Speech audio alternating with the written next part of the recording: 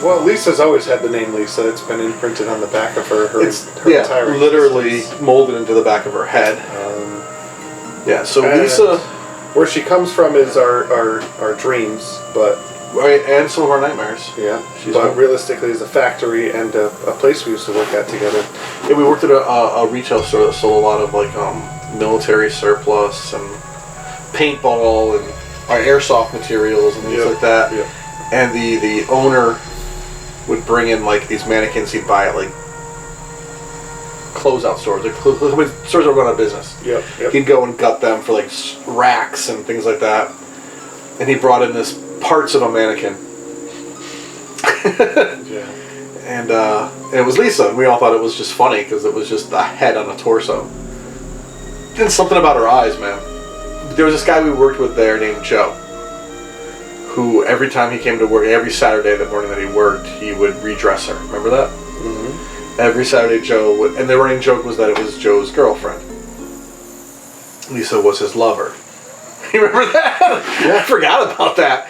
So we'd start taking pictures of him whenever he was dressing her up, and he would just get pissed at us, like our cell phones and stuff.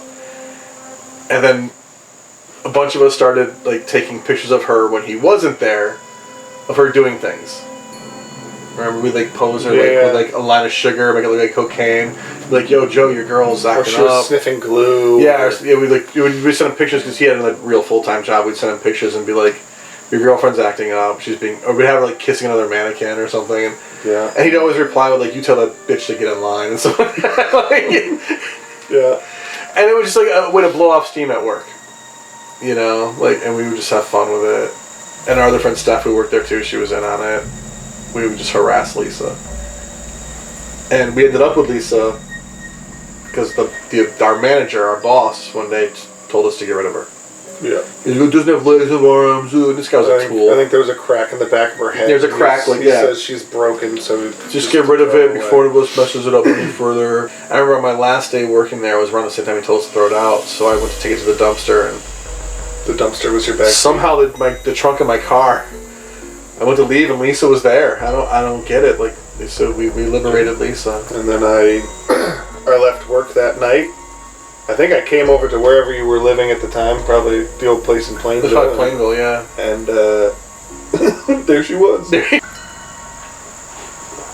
Then we then Lisa made her way into an art show when we were at Paris and Plantsville. Yep. I painted her up to look like Dr. Frankenfurter from Rocky Horror because we were going to do a screening of Rocky Horror there along with See the Vampire.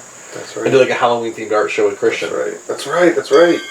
So and I didn't have a piece for the show, so I was like, let's turn it into Rocky Horror, and you helped me with that. Yeah. And that was like the beginning of us turning Lisa into art. Instead of just liberating her and keeping her like somewhere, we started turning That's where the glitter happened. Yeah, we made what is the thing he wears? Like, what do they call that thing?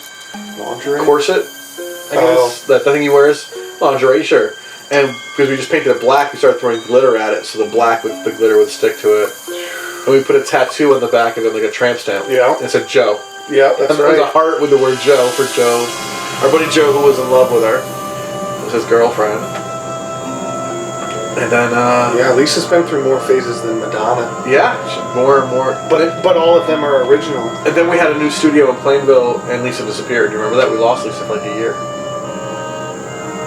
We brought her to the studio in Plainville, and the people that owned the property put her on a shelf somewhere. And we didn't see her for like a year. I thought somebody threw it away. Do you remember? Now it's coming back to you now. I'm not gonna lie, you just unlocked a memory. Yeah. I thought about that yesterday. I was like... I think that was a repressed memory. Yeah, it just disappeared. Wow. And then we were talking about how cool it would be if we could put Lisa in the Risley Brothers. but she had disappeared for a little bit. We'd already spray painted her silver at that point too. We brought her there, taped her eyes up. We'd ripped the wig off. Yeah. Took the the wig was never attached. It was just sitting there. But like she got a haircut. We taped over her eyes with like masking tape and spray painted her silver. Remember that day for no reason? Yeah. We had silver spray paint. And we just decided we were gonna spray paint Lisa silver. And when we took the paint off, do you remember the reaction? The tape off. It was terrifying. So weird. Just the silver with it was like the Uncanny Valley. Like it was weird. It was, and that's when Lisa started really becoming an art project for you and I, though. And then she disappeared. And then like a year later, I think we left her outside of our room or something, and ended up on a shelf in their stuff. Like they moved it. And like a year later, we were shooting like a year or two later, we were shooting Risley Brothers there, and then we had the idea to have her in an episode if we still had it, where she gets shot in the head. Oh, the smoking gun. Yeah. And that was the return. So we had her in the show, and the character Quig comes in one episode talking how creepy the stupid mannequin is, and he has a stuffed beaver, like taxidermy beaver, he wants to put in place. And that's not even the plot of the episode. The episode goes somewhere completely different with Schmutzy. But that's the impetus of getting Schmutzy to go crazier. You know, like and then Lisa disappeared again. But at that point, I took Lisa home. It was the straw that broke the beaver's back. Yeah. When we were shooting Risley Brothers, we saved all the bottle caps from every beer we drank while shooting. There's always beer around. And we got this new spot. That was a dry set. Risley? No, Animal Behavior was. Risley was dry because we kept dry heaving from all the dust in there. From drinking so much. Yeah, from all the mesothelioma or mesotheliomania. So we ended up we ended up bringing Lisa here to the new studio, and that's when you and I started turning her into like something we'd work on when we had nothing else going on. We'd be like bored of the world or annoyed. We were in between projects, and we start gluing bottle caps to Lisa. Yeah. We'd start painting her different. I remember I put a bag over her head and painted her body black again. That's right. And you came over, and the bag was still taped around the neck, and you were like, "That's creepy." Like it looked like I murdered her. Yeah. Yeah, it looks like some CSI stuff.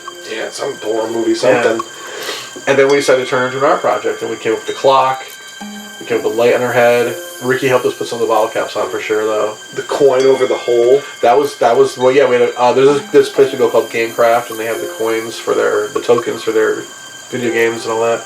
And we found one after coming there one night, and we glued it to her, the hole in the head from the bullet of Risley Brothers.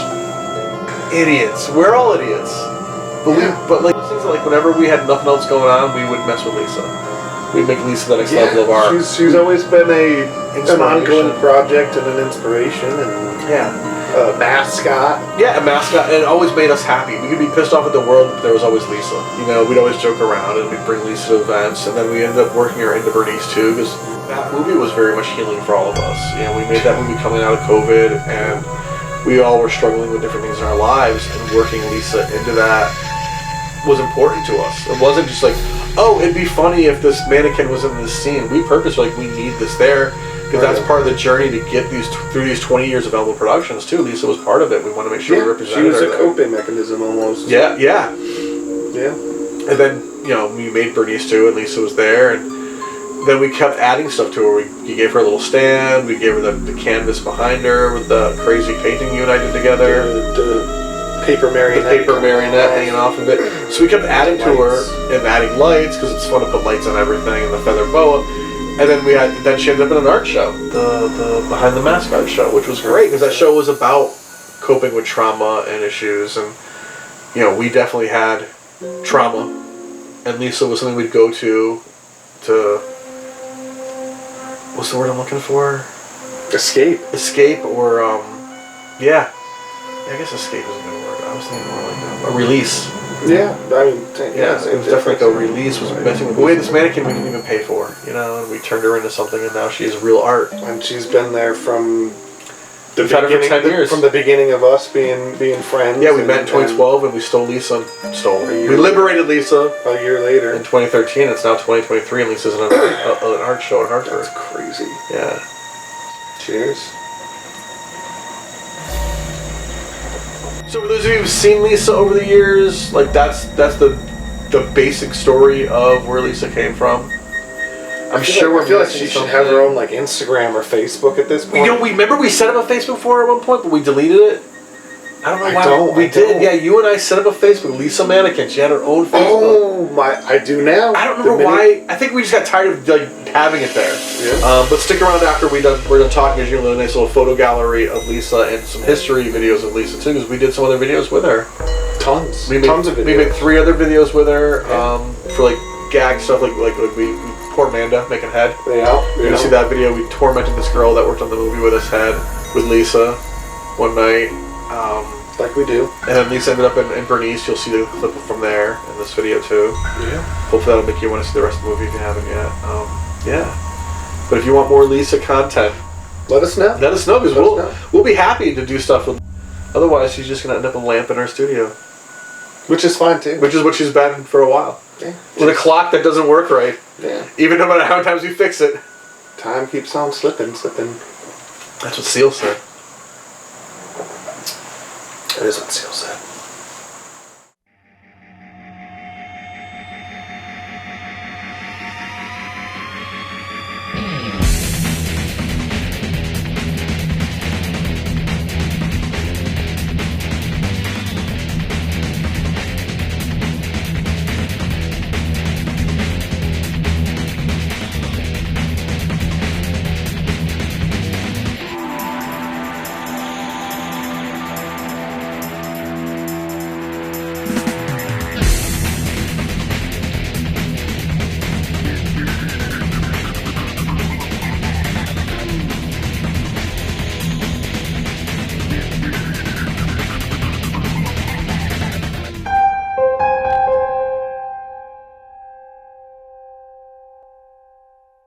An hour later, I did a film. She was in another world.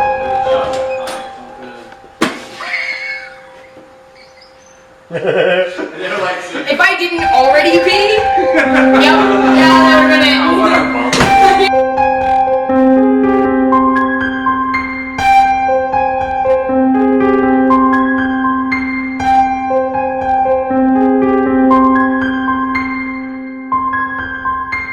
Expect a lot from you guys, but that at the very least I should expect. Christ almighty!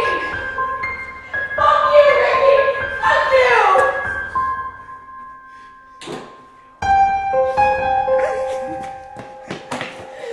I'm taking this so that you can't scare me with it anymore. You think I'm fucking kidding? I'm keeping her. Like, I'm gonna do dirty, horrible things to her, and none of you are gonna know!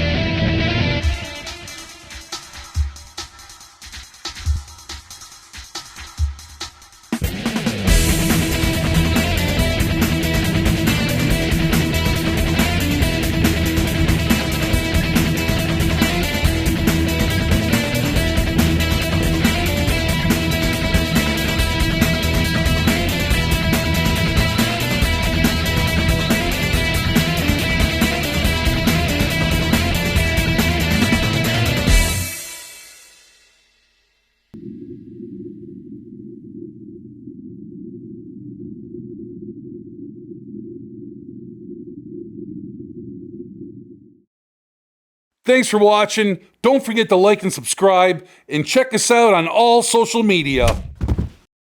And don't forget to hit that notification bell.